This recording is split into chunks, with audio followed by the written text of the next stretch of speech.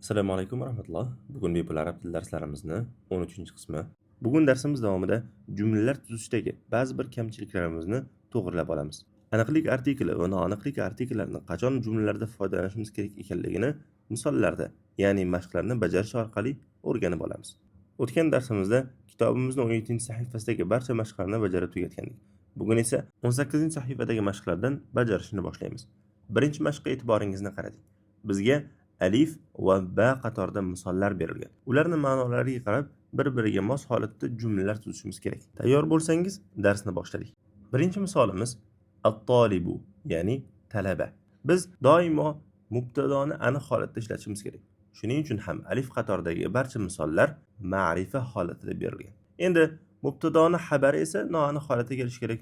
Shuning uchun ba qatoridagi misollarimizning barchasi nakira holatda berilgan.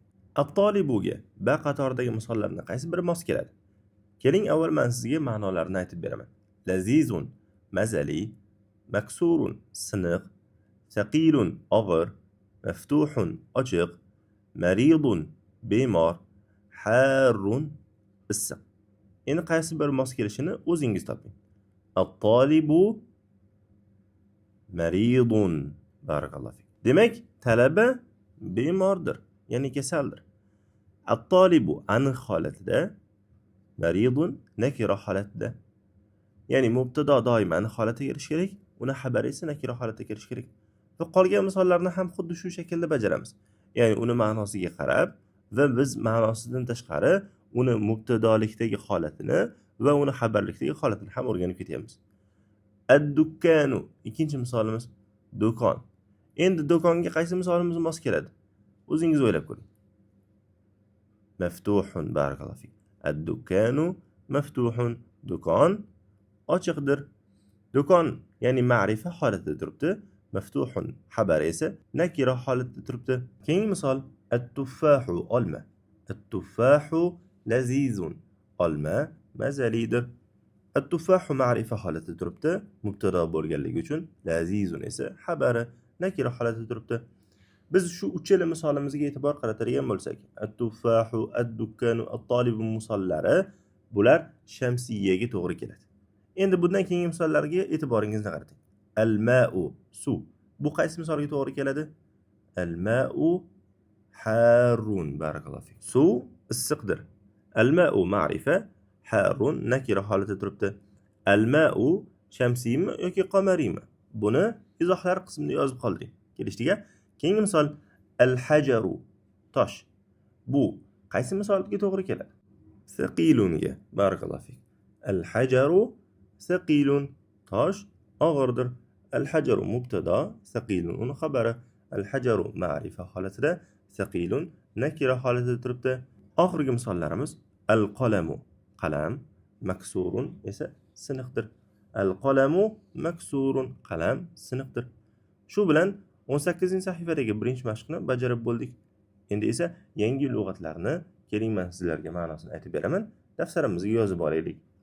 Birinchisi hulvun, bu shirin, totli degan.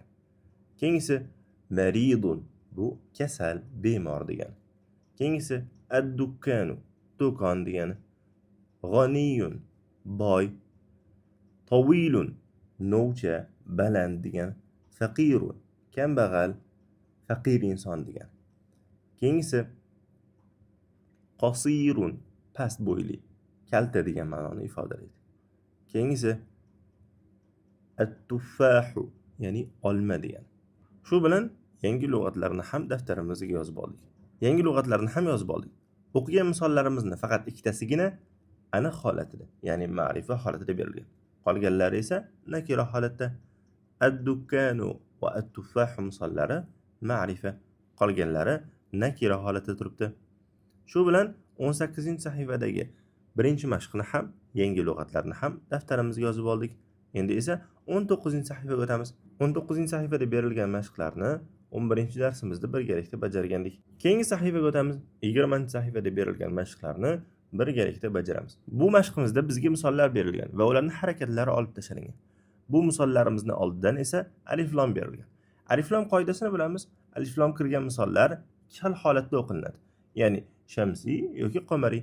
Biz ham bu misollarni shamsiylarni shamsiy holatida, qomariylarni qomariy holatida o'qiymiz va barcha misollarni birgalikda tahlil qilib chiqamiz. Shu o'rinda bir eslatma.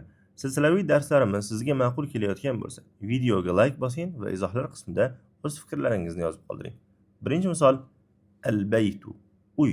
Lom harfi sukunli, ya'ni qomariyaga misol. Keyingi misolimiz ad-diku, xo'roz degani. Bu misolimiz shamsiyaga to'g'ri keladi. Keyingi misol al-mudarrisu, o'qituvchi. Bu qomariyaga to'g'ri keladi. Sababi lom harfi sukunli holatda turibdi. Misollarimizning ma'nosini va tagiga ularning holatini ham yozib boring. Keyingi misolimiz al-babu, eshik. Bu qomariyaga to'g'ri keladimi yoki shamsiyagami? Izohlar qismida yozib qoldiring. Keyingisi at-talibu, talaba.